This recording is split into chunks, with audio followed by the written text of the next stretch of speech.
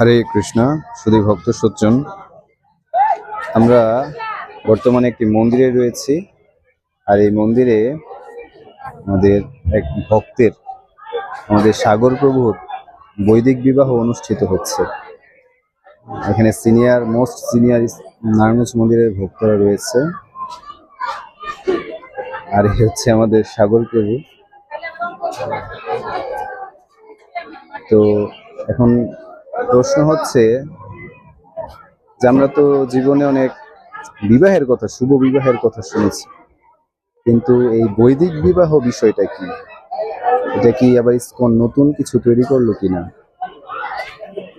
এটা সম্পর্কে আমি একটু কিছু বলতে চাই। যে বৈদিক কথাটা আসছে হচ্ছে বেদ থেকে, অর্থাৎ বেদে যে বিবাহের কথা বলা হয়েছে, অর্থাৎ বেদের নির্দেশ অনুসারে যেই বিবাহ, সেটাই হচ্ছে বৈদিক বিবাহ।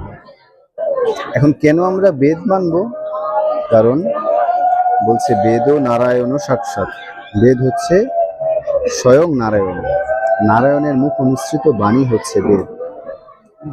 আর নারায়ণ হচ্ছে স্বয়ং ভগবান। তার মানে আমরা যেহেতু মনুষ্যকুলে জন্ম নিয়েছি, তো মনুষ্যকুলের কর্তব্য কি? ভগবানের নির্দেশ অনুযায়ী চলা।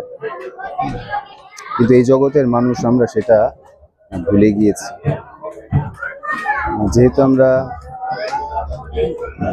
ভগবানের নির্দেশ অনুযায়ী চলছি না, বা ভগবানের নির্দেশ অনুযায়ী আমাদের জীবনকে অতিবাহিত করছি না, তাই জন্য আমাদের এত দুঃখ কষ্ট। এই পৃথিবীতে আমরা জানি যে শুধু যুদ্ধই লেগে আছে।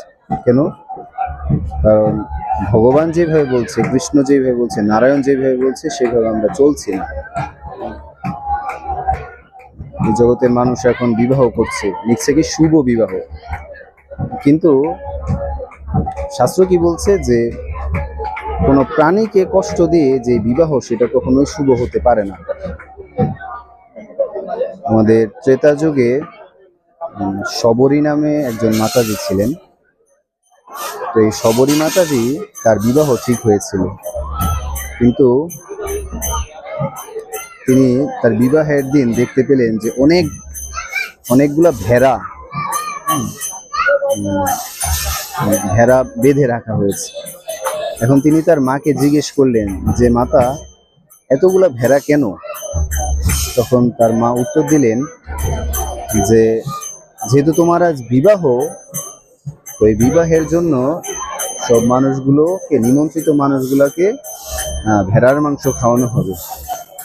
তখন এই কথা শুনে শবরী মাতা খুবই কষ্ট পেলেন, এবং সেই সময় তিনি সবার অগোচরে তিনি সেই বিবাহ মঞ্চ ত্যাগ করে তিনি পালিয়ে গেলেন।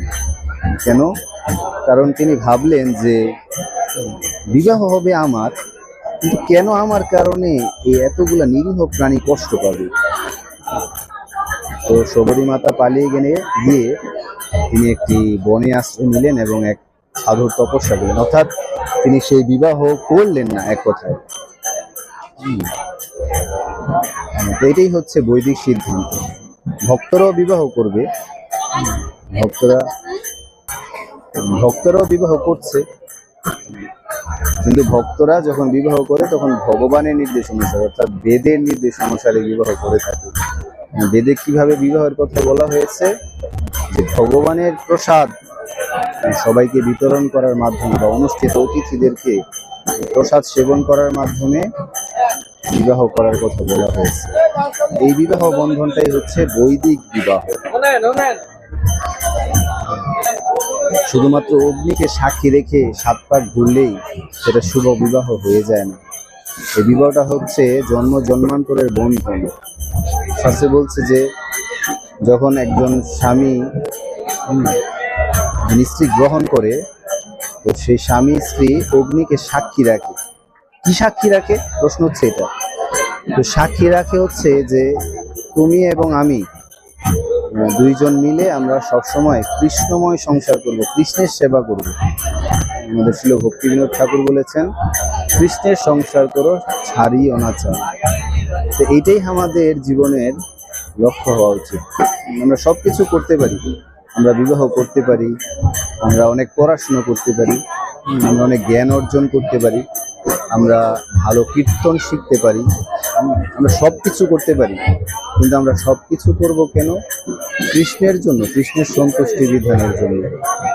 যখন আমরা কৃষ্ণের সন্তুষ্টি বিধানের জন্য সব কিছু করবো, এটাই হবে আমাদের জীবনের জন্য মঙ্গল। আমরা অন্তিমে ভগবানের কাছে ফিরে যেতে পারবো। এবং শাস্ত্র বলছে যে যখন আমরা এইভাবে বিবাহ বন্ধনে আবদ্ধিত হয়ে, বৈদিক বিবাহ বন্ধনে আবদ্ধ হয়ে আমরা গোবিন্দের সেবা করব, আমরা যেমন এই জগতে স্বামী স্ত্রী দুইজন মিলে ভগবানের সেবা করছে, মৃত্যুর পরেও তারা বৈকুণ্ঠ জগতে প্রবেশ করে একইভাবে চিরকাল, অনন্ত সময়ের জন্য, অনন্ত কালের জন্য ভগবানের সেবা করতে পারে।